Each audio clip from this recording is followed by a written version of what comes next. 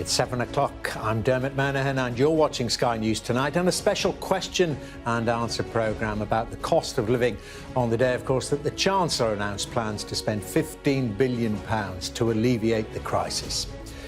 Rishi Sunak pledges support worth at least £1,000 for the poorest households, partly funded by a windfall tax on energy firms. We have a responsibility to help those who, through no fault of their own, are paying the highest price for the inflation we face. But Labour demands to know why it's taken the Chancellor so long to act to help people. It shouldn't have taken a rocket scientist to work out that this wouldn't cut it, and we pointed it out at the time. But that is just the...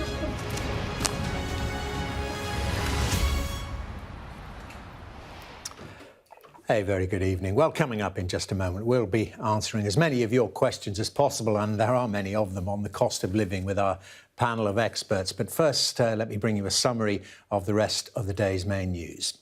And the actor Kevin Spacey has been charged with 4 counts of sexual assault in the UK. The Crown Prosecution Service says it relates to allegations against 3 men. Families of some of the children murdered in the Texas school shooting have expressed anger about the police response. Officials have admitted that the gunman who killed 19 children was barricaded inside a classroom in the town of Uvalde for almost an hour. The UK Health Security Agency says that it has bought more than 20,000 doses of a smallpox vaccine to protect those exposed to monkeypox. A total of 90 cases have now been identified in the UK, with every nation now affected. OK, let's concentrate then on that top story. And it was billed as a plan to help alleviate the cost of living crisis, but in the event, what the Chancellor announced today amounted to a mini budget with £15 billion set aside for a package of measures targeted at the poorest 8 million households in the UK. Now, pledging that we will get through this, Rishi Sunak confirmed that the money would be partly paid for by a temporary levy on oil and gas companies, a windfall tax, confirming days of speculation that the tax would be implemented. But the government faced criticism from some Conservative MPs for introducing a new tax on business, while 3 more backbenchers called for the Prime Minister to resign following the findings of the Sue Gray report. Well, let's look then at today's announcements in more detail. So, as already mentioned, the total package consists of £15 billion in financial support. The energy bills discount due to come in from October is being doubled from an original £200 to £400, with the requirement to pay it back being scrapped altogether. Then, with a new one-off £650 cost of living payment for the lowest income households. A one-off payment of £300 will be provided to pensioners and £150 to people receiving disability benefits. Around £5 billion will be raised by a temporary windfall tax on oil and gas firms. Here's our political editor, Beth Rigby. The focus now moving from one black door to the next, away from the perils of Partygate towards the pounds in our pockets. And quite the reversal too. After weeks of stalling, energy repayments now grants instead.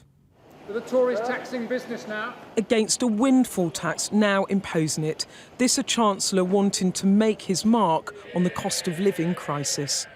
We need to make sure that for those whom the struggle is too hard and for whom the risks are too great, they are supported. This government will not sit idly by whilst there is a risk that some in our country might be set so far back they might never recover. This is simply unacceptable, and we will never allow that to happen. We should not be ideological about this, we should be pragmatic. That pragmatism making way for a set of measures that looks like an emergency budget in all but name. We are raising emergency funds to help millions of the most vulnerable families who are struggling right now. And all households will benefit from universal support with energy bills of £400 with not a penny to repay. In total, the measures I've announced today provide support worth £15 billion. Combined with the plans we've already announced, that means we are supporting families with the cost of living with £37 billion, or 1.5% of GDP. Plans plainly satisfying some. Yes, yes, said the Prime Minister. Genius, he went on.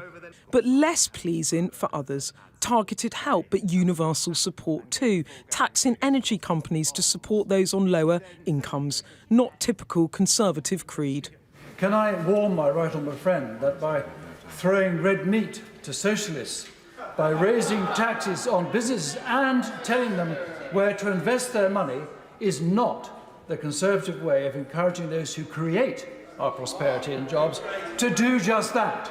Not an encouraging response, but for the opposition, delight. The Chancellor adopting a windfall tax that they've been calling for months. After today's announcement, let there be no doubt about who is winning the battle of ideas in Britain. It is the Labour Party. Today it feels like the Chancellor has finally realised the problems that the country are facing. We first called for a windfall tax on oil and gas producers nearly 5 months ago. There's no doubt that parts of this package are U-turns as the government scrambles to try to deal with the pain of rising energy bills after the Chancellor's March statement failed to hit the mark.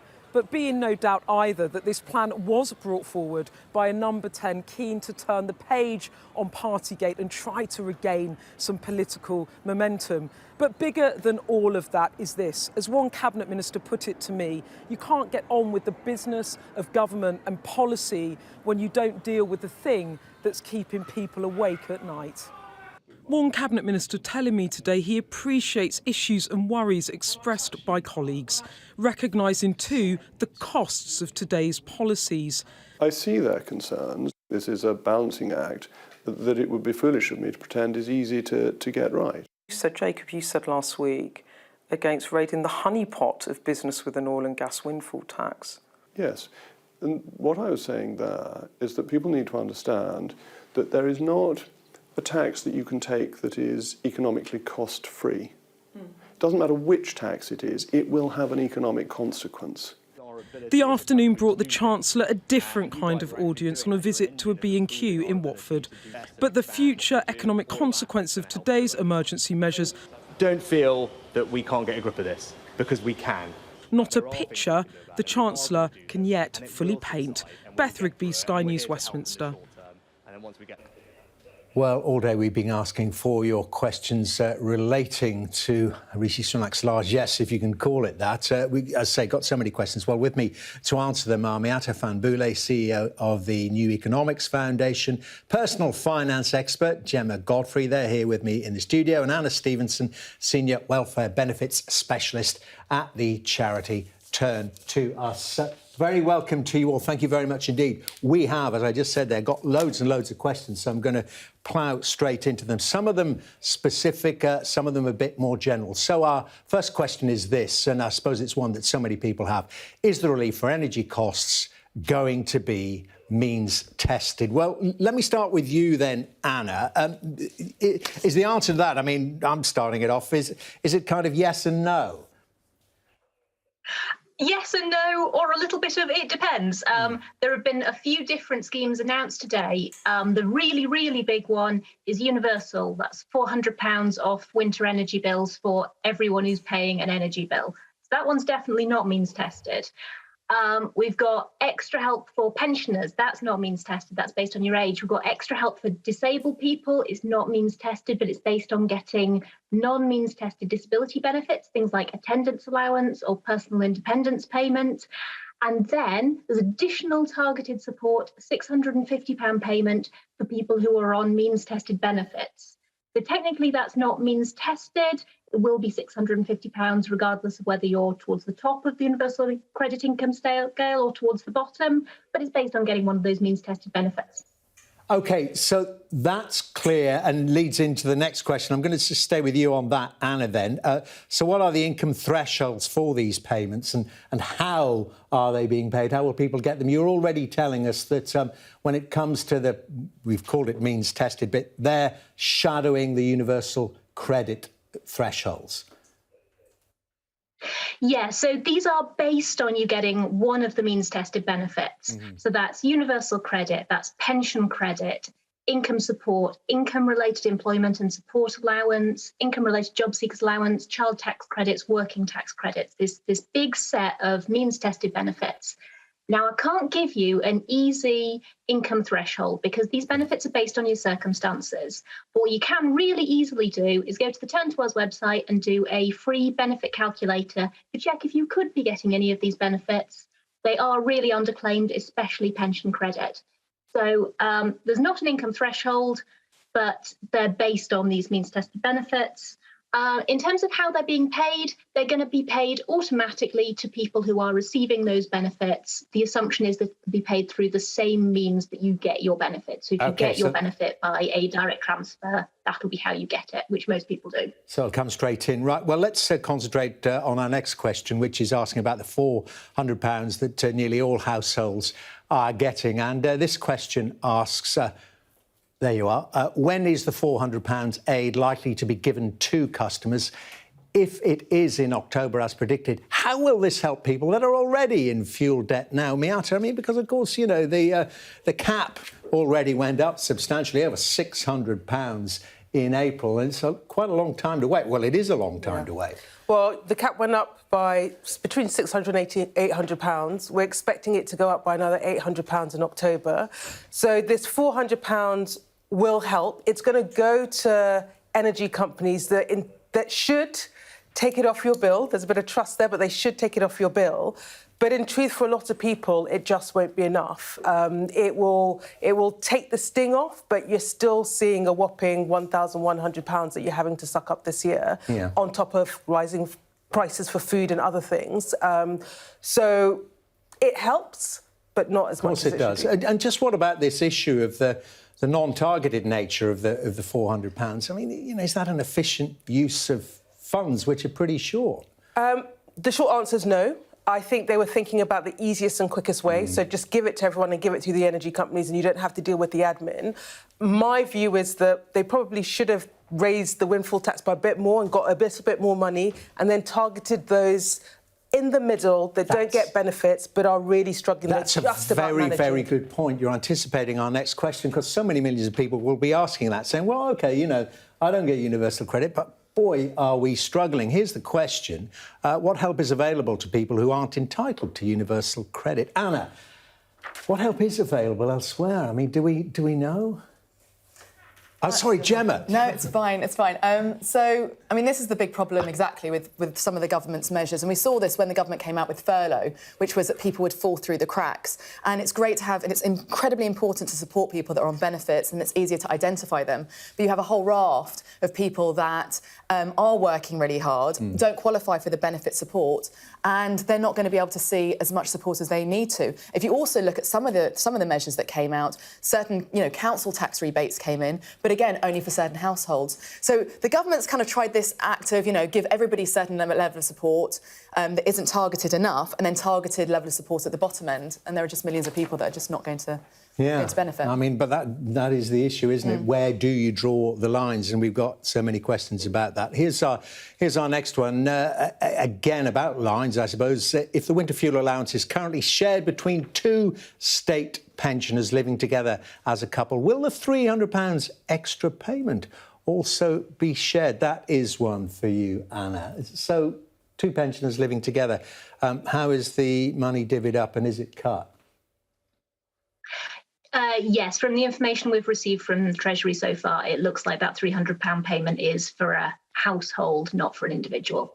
OK, very clear, and that's all the answer we need. Another question, does today's announcement mean the original £200 help in October will not have to be paid back through our energy bills? Gemma, yeah, because people...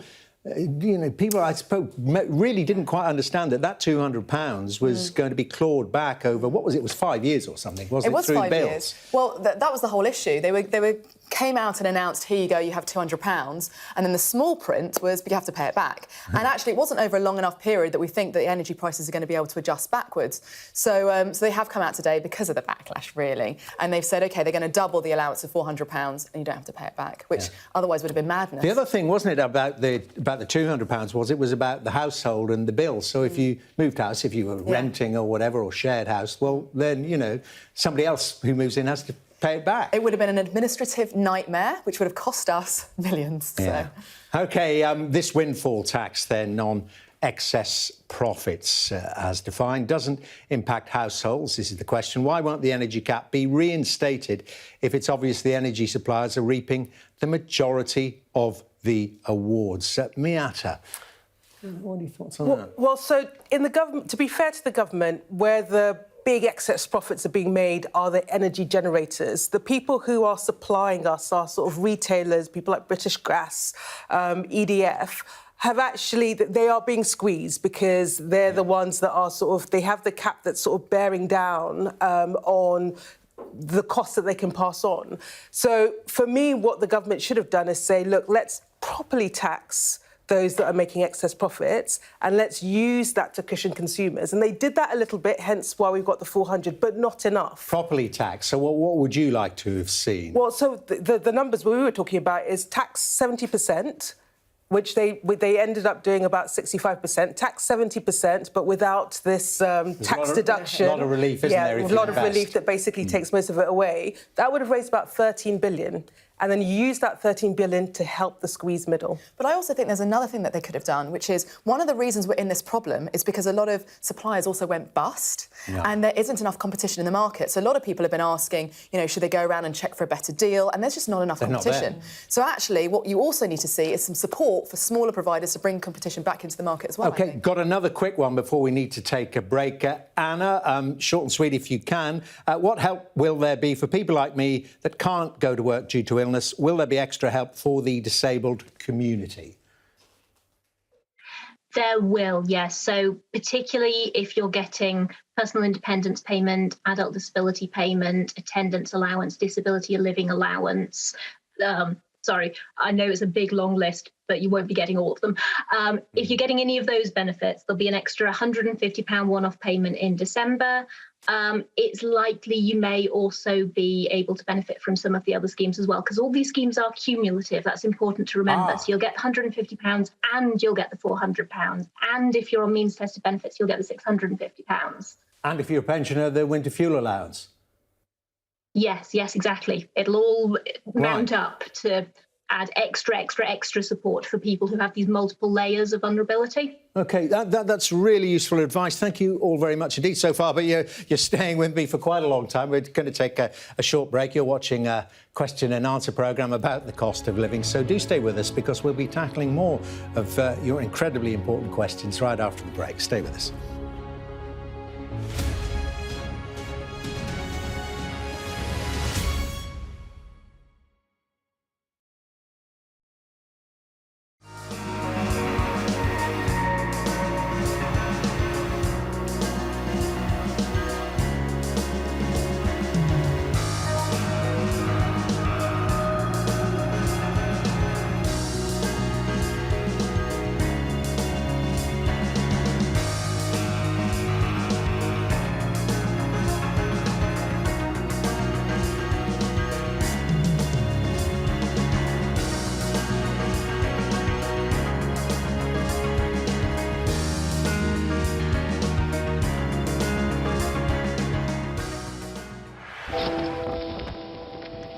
Was like pulling us out of that little room. Mandatory evacuation, you must leave. I'm Greg Milam, Sky's US correspondent here in Los Angeles. It is almost impossible to predict where these fires will go next.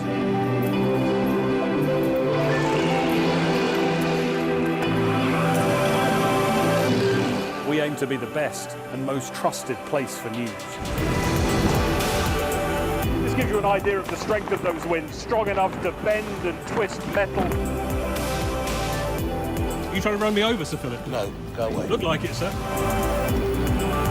Will you respond to those who made accusations, Sir Philip? Can you go away? I've seen the dark side of America. We are standing on the supply line right into the heart of America's opioid crisis.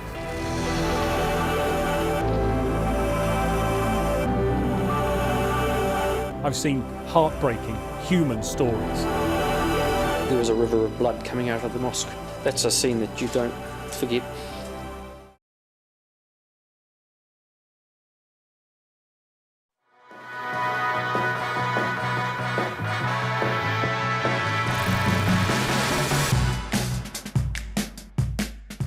The inspiration behind our product came from understanding how big of a problem livestock methane emissions were.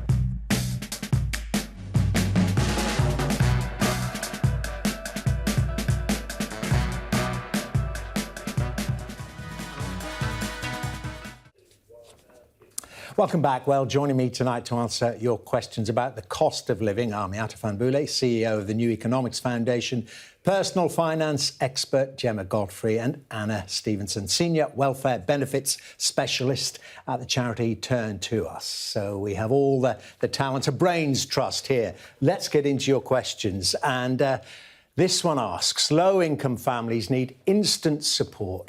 How do you believe a rise in winter fuel payments, which won't kick in until next year, will help struggling and vulnerable people? Miatta, again, we address this slightly with the other payments, but it's the gap, it's the lag. It is the lag. It is the lag, and I think a lot of people are already under pressure.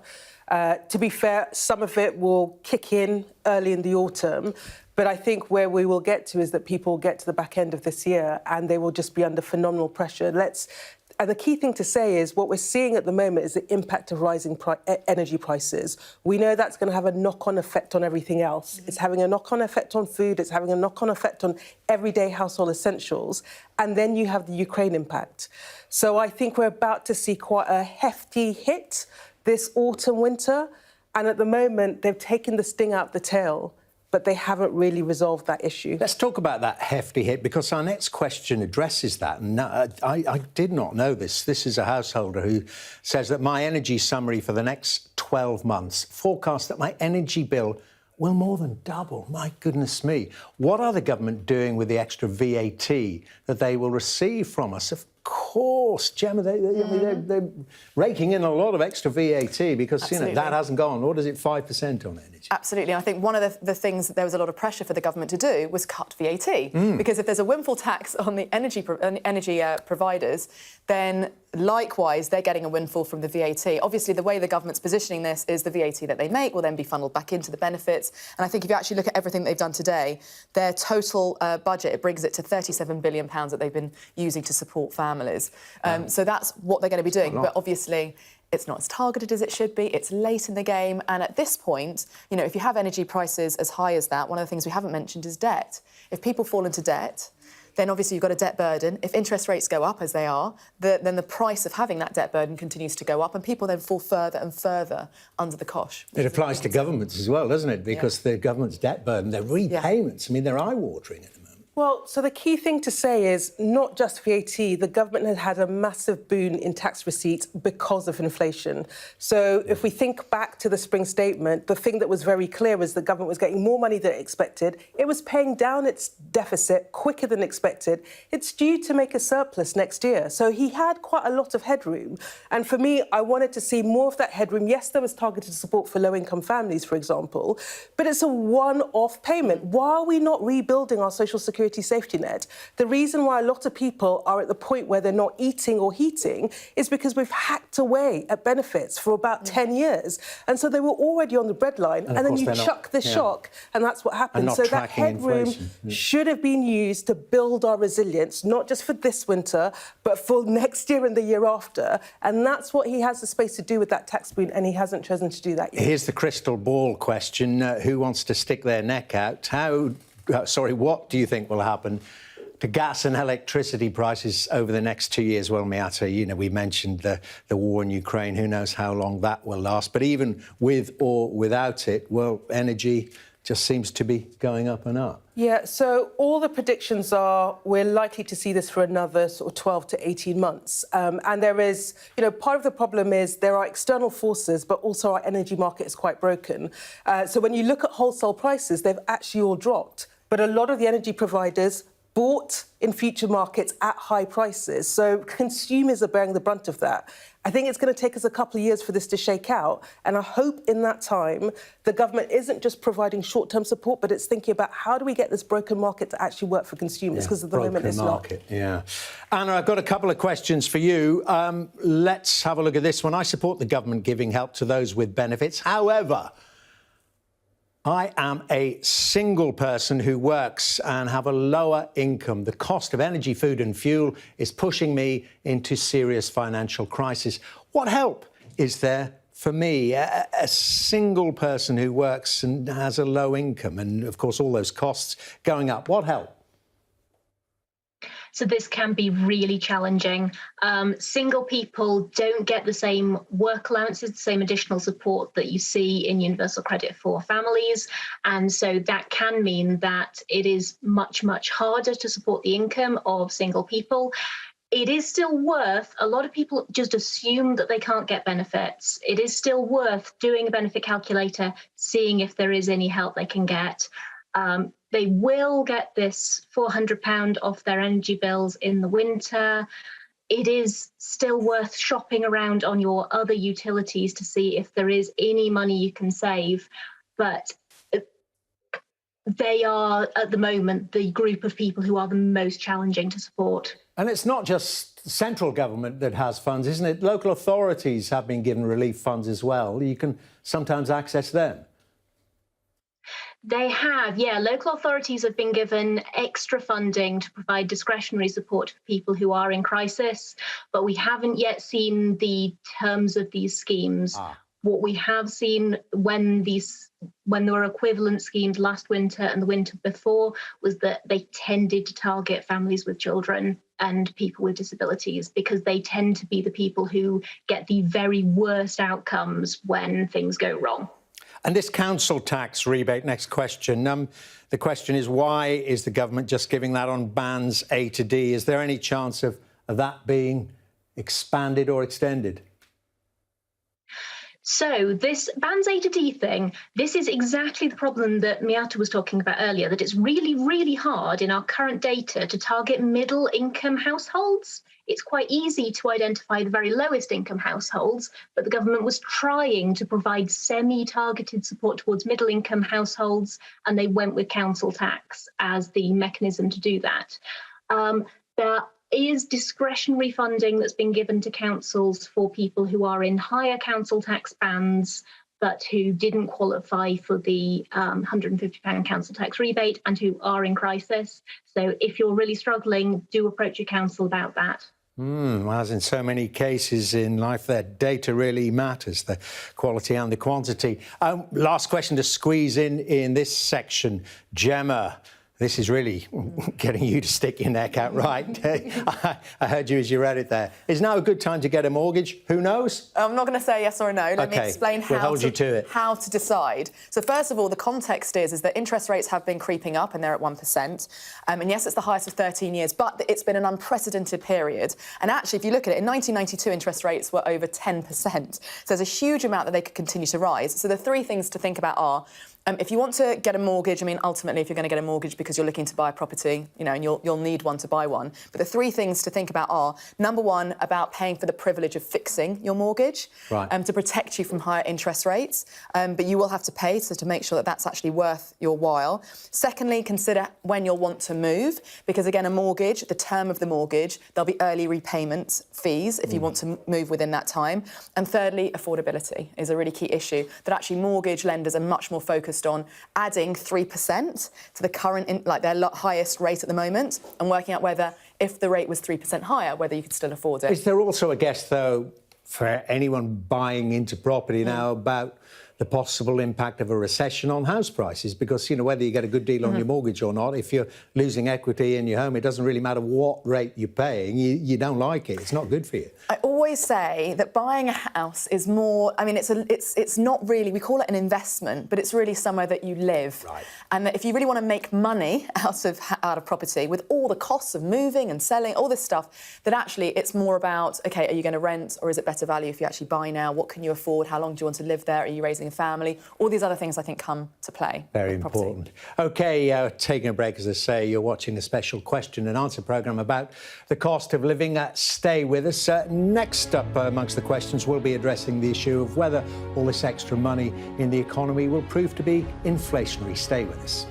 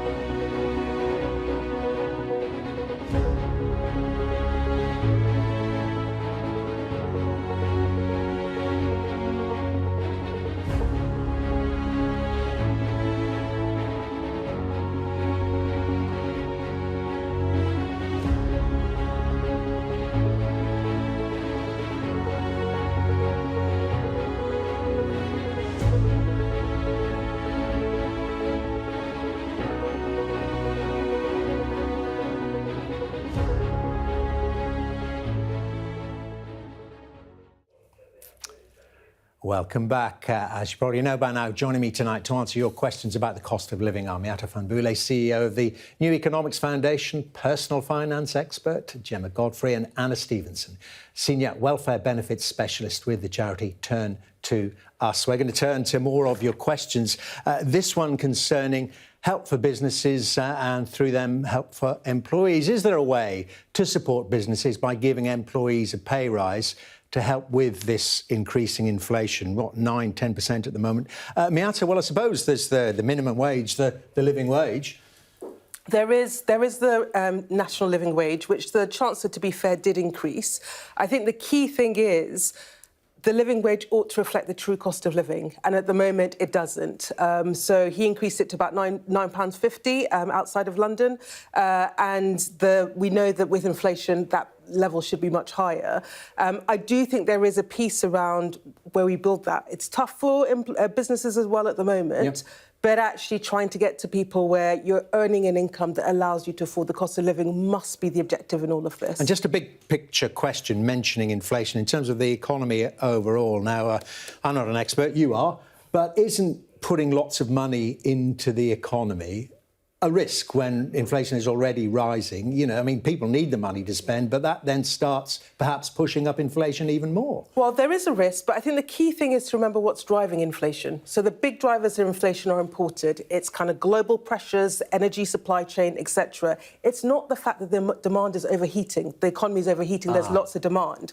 So actually, we are on the cusp of recession, which means that demand is actually falling. So giving money, particularly to people at the lower end who will spend it in their local economies on essential things, I don't think it's going to spike up inflation. I think, if anything, it's going to potentially help us stem the worst impacts of recession. I get it. So it's the cause of inflation. So it's really these supply chain blockages at the moment. Exactly. Thank you very much indeed for that. Another question then. I'll put this one to you, Gemma. My fixed rate deal with Scottish Power finishes at the end of the month, going from, get this, £80 to £400. Multiple of 5 per month. What is the best thing to do? I mean, that is an incredible increase. What's your advice? I mean, the real challenge is the traditional advice would be shop around. Shop around, try and get the best deal. But you can't at the moment because actually a lot of suppliers went bust and there isn't as much competition in the market. And also, they're savvy. Suppliers are savvy. And you have to pay for the privilege of fixing it at a certain rate. And the concern is that you may actually be paying too much at the moment in time because there's so little choice out there. People are so fearful. So actually, in some respects, some of the best advice is actually wait and see, which is a horrible thing to say. But really, I think there are so many families out there that are struggling, that are doing what they can, that putting pressure and saying that there may be a better deal out there is unrealistic. So, I mean, you know, do you really have to take the money the government's giving you and cross your fingers and hope, OK, the price cap we know is going up again in October, then when it's reviewed by April 2023, that it starts to dip? That's all you can do?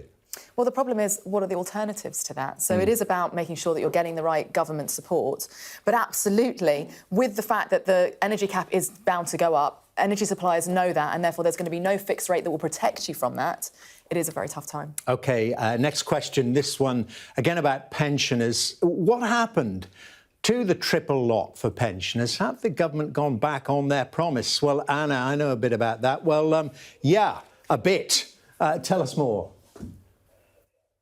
So the triple lock is a policy that guaranteed that pensions would go up by at least certain averages. So there were 3 different rules and it would go up by the lowest of them. The government has slightly abandoned its promise on one of those because one of those was average earnings. And when average earnings went very peculiar during the pandemic, the government took the decision that they would not be uprating pensions in line with average earnings for a bit. The other issue is that they have gone up in line with inflation. The trouble is that the rules by which benefits and pensions are uprated in line with inflation, it uses the inflation rate in September to set the amount they'll go up in April. And of course, this year, we saw inflation jump enormously between September and April. And so that increase that matched inflation back in September, by April was doing nothing. And by this winter, will be doing absolutely nothing. And so the hope had been, and had been a lot of calls on the Chancellor, to make an emergency uprating of benefits in line with current inflation. The Chancellor has not chosen to do that and has chosen instead to use these multiple different one-off payments. OK, I see what you mean, yes. So they could fast forward that, but it doesn't seem they are going to at the moment. More on energy costs, and this about the green levy within everyone's bills. The question is, why can't this be removed or at least reduced? Miatta, I mean, that's not just then about the money, that's about the long term and ultimately about the climate crisis.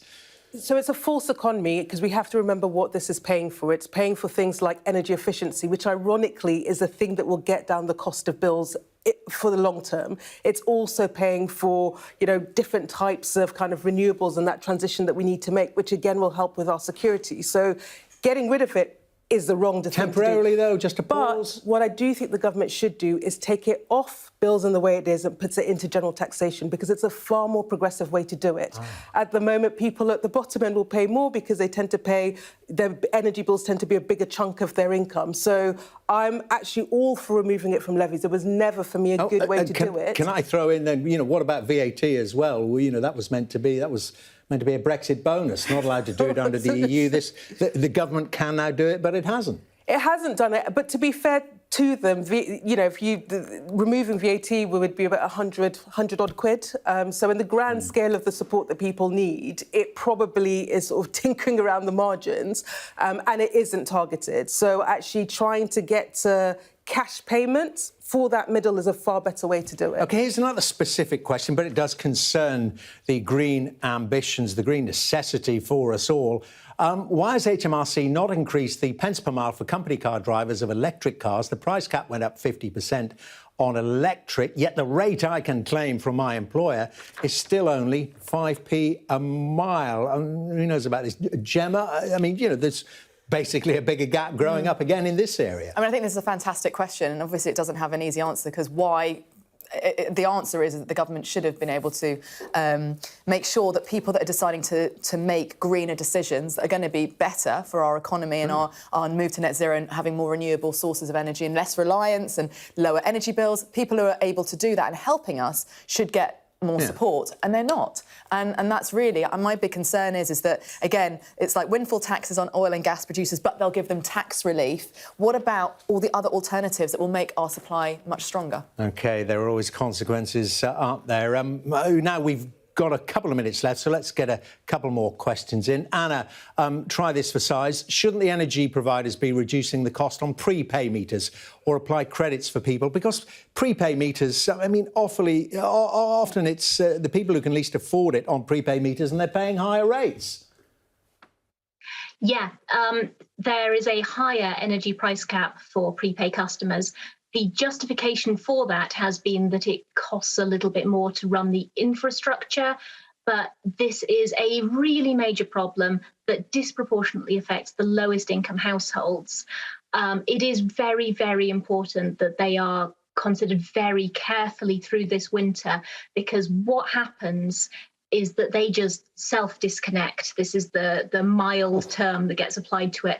What that means is they don't have any money to put in the meter, and so they just sit there in the cold, in the dark, and it ends up being somewhat invisible in a way that, whereas, people who prepay, who pay with, who get energy bills, they can run up debt and still stay connected to their electricity for quite a long time, whereas prepay meters, the whole point is that you can't, but that causes immense suffering to people on the lowest incomes. So it is really important to make sure that these people are protected through this winter. Yeah, Ofgem should do something about that, certainly. Let's get one last in before our last break. Why is our government making energy prices so high when other countries in Europe haven't seen the same increases? Miatta, well, I suppose, is that all about sources of supply and storage? Yeah.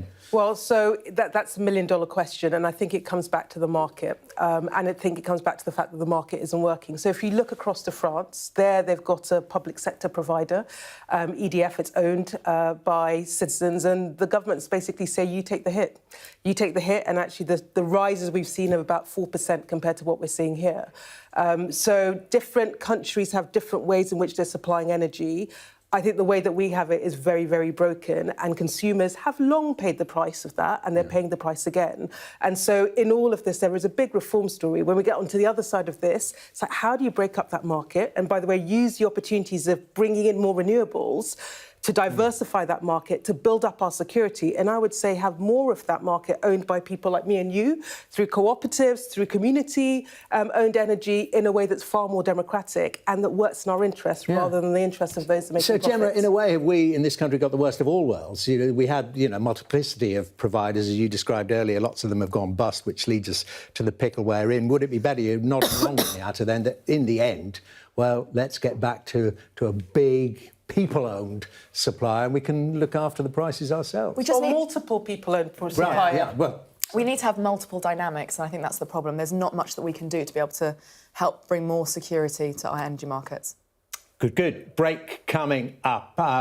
You're watching a special question and answer programme about the cost of living. Do stay with us. After the break, we're going to be asking about any plans to help first-time buyers. Stay with us.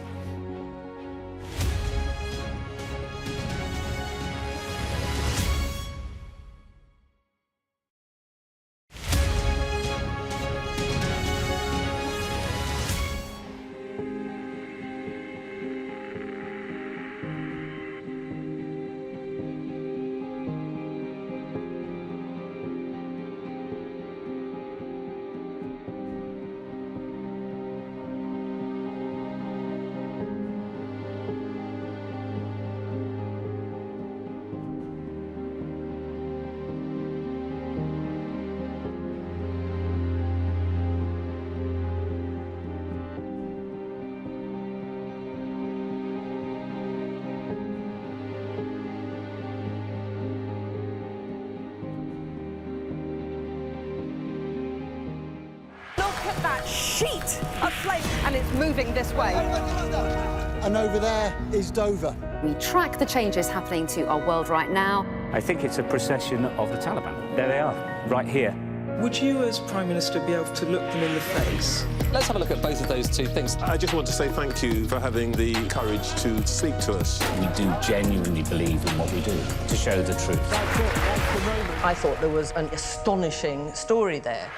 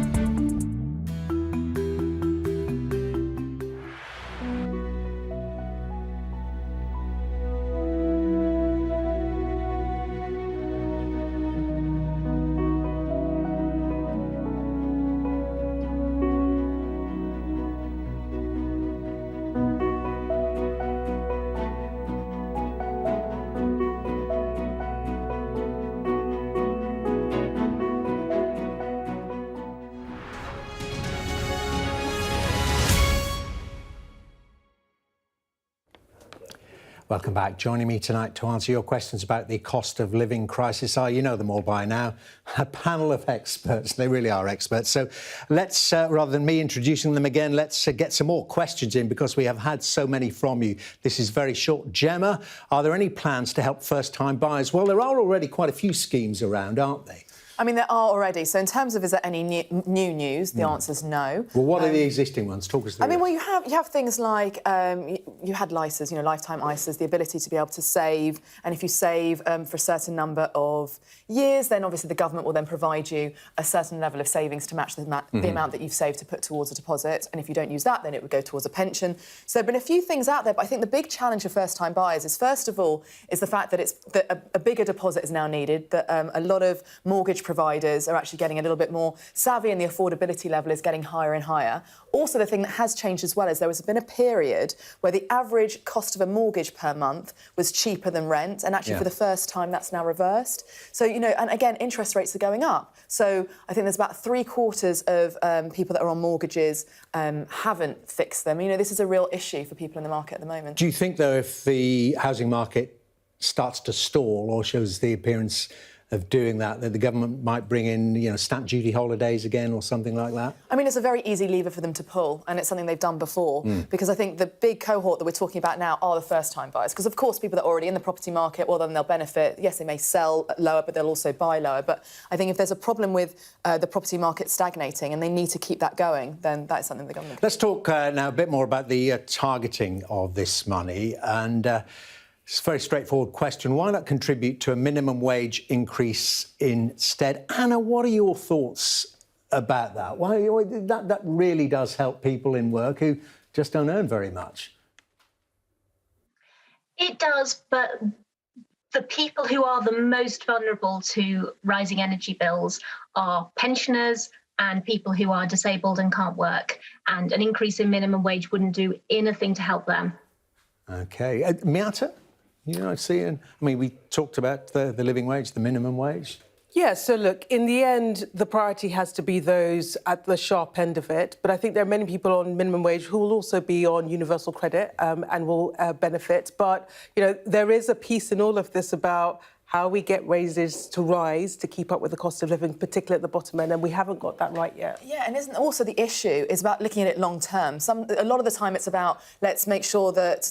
a lot of employers are under a lot of pressure, and I think also what we want to do is try and stimulate the economy, create more job creation, and, certain measures that might put them under pressure to make people redundant because they can't afford them anymore, I think would be a real... And they've already had that national insurance increase as well, which seems to be being overlooked. Right, long-term plan. Well, this is a good question. Is there any sign of a long-term plan in this announcement? It'll help this winter, no doubt. But isn't this just a sticking plaster when we need stitches, or as some in government say, when we need surgery? Miatta, long-term plan? Yeah, there's no long-term plan in sight. This is a sticking plaster intervention, which, by the way, we needed a bit of sticking plaster because it was so dire and it was completely frustrating that the Chancellor moved as slowly as he did. But this gets us through the autumn, and beyond that, not much else, which is why, for me, there should have been a measure that was focused on bolstering social security, because we build that resilience in the long term, and we're still waiting for that. We needed to see things around energy efficiency, great homes upgrade. Imagine if we had a national effort that said we're going to insulate millions of homes over the course of the next 3 years to bear down on bills. And then you move to a reform agenda and say, look, how do we get wages up? How do we get markets that, should be working for people, not working for people? And there was none of that. So they've done enough to help people in the short term, to live another day, but they've not done enough. No strategy. Different perspectives, I know, from you all on all of this. Staying with this question, Anna, what's your take on that? Does it seem, more or less reactive rather than proactive? No evidence of a really detailed plan. Yeah, it's positive that the Chancellor has recognised that the social security system is a useful way of targeting support to the lowest income households. But we have seen 10 years of benefit freezes and changes in welfare policy that have just eaten away at the financial resilience of households. And so now we're in a situation where we lurch from crisis to crisis. We had COVID and we had emergency measures put in, and then we had inflation and we had emergency measures put in, and then they weren't enough and we had some more emergency measures put in. And this lurching from crisis to crisis is no good for the economy, it's no good for the country, it's no good for the lowest income people. It just doesn't work. We need a welfare benefit system that enables people to live and thrive and participate fully in society.